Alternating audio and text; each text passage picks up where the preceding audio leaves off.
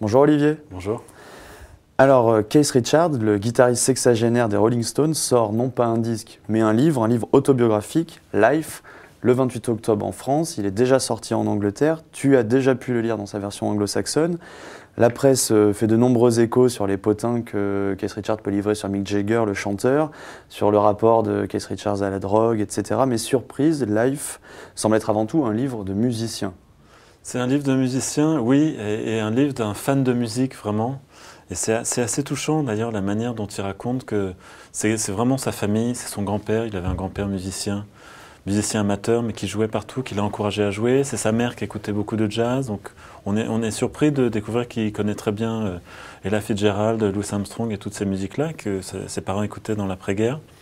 Et finalement, c'est le bouquin d'un gamin qui a réalisé son rêve, qui est formulé de manière très simple dans le livre. Il dit voilà, on avait formé les Rolling Stones et notre objectif c'était d'être le meilleur groupe de rhythm and blues de Londres. Et finalement, c'est presque pas plus que ça, l'ambition de ce type. C'est de dire aussi, voilà, moi quand je découvre le rock'n'roll en 1956 avec Heartbreak Hotel d'Elvis Presley, qu'il écoute sur Radio Luxembourg, sur son petit poste, sous l'oreiller, comme plein de gamins dans le monde entier finalement.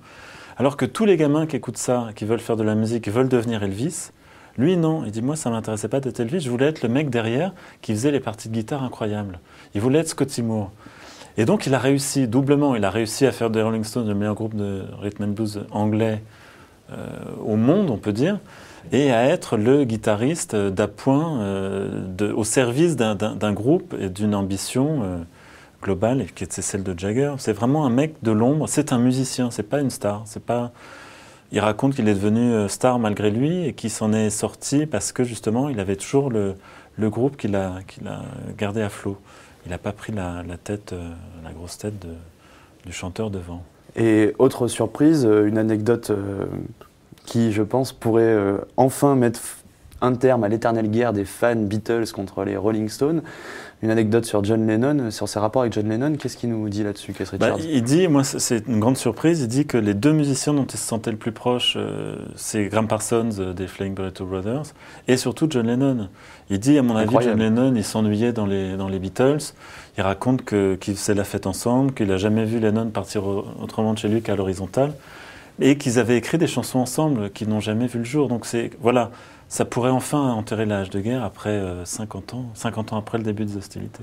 Et toi, Olivier, t'es plutôt Beatles, alors est-ce que ça te réconcilie avec les Rolling Stones ? Bah oui, du coup, ça me donne envie de réécouter les Rolling Stones. S'il y a un peu de Lennon dedans, Donc les Rolling Stones à écouter et à lire avec le livre Life de Keith Richards. Merci Olivier. Merci beaucoup.